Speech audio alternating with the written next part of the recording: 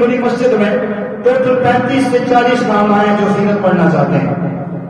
جو 1 گھنٹہ نبی پاک صلی اللہ علیہ وسلم کی سیرت پڑھنے کے لیے نہیں دے سکتا, 20 منٹ قرآن کے ترجمے کے لیے ہم نہیں دے سکتے, اور جمعے کے بعد 10 منٹ سوالات جوابات کی علمی معاوضے کے لیے معلومات کے نہیں دے سکتے. ہاتھ جا کے وہ لڑیں گے, ہاتھ جا کے وہ فلسطین کا قبضہ آزاد کروائیں گے, پھر یہ حالات جا رہے ہیں.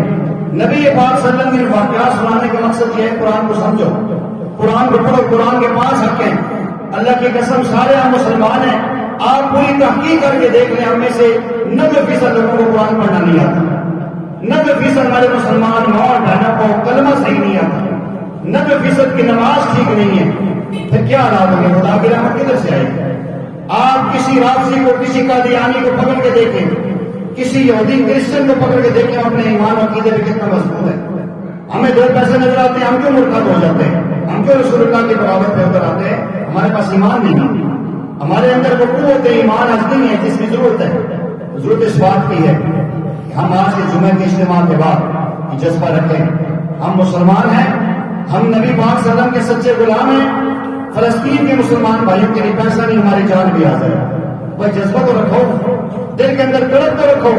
نبی پاک صلی اللہ علیہ وسلم کا فرمان ہے. میں نے کچھ دن پہلے اپنے YouTube چینل پہ خانقاہ نقشبندی پہ میں نے ریکارڈ بھی کیا ہے. پہلے آ کر فرماتے ہیں جو بندہ مرا اور اس کے نام اعمال میں جہاد کا تصور نہیں تھا, اس کا ایمان اور نام اعمال ناقص ہے. فرمایا من مات, جو مرا, پچھلے جمعے میں نے عرض کیا تھا, جس نے جہاد نہیں کیا, جہاد کرنے کا جذبہ بھی نہیں رکھا, مات علی شعبۃ من نفاق, فرمایا یہ منافقت کی موت مرا ہے. اب آپ کی اپنی مرضی ہے, منافقت کی موت مرنا چاہتے ہیں یا ایمان کی موت مرنا چاہتے ہیں. دل کے جذبہ تو رکھیں, اللہ سے دعائیں تو مانگیں. ہمارا ملک ایک منظم ایک ملک ہے, ہم یہ نہیں کہتے اس کے اندر بغاوت کی جائے.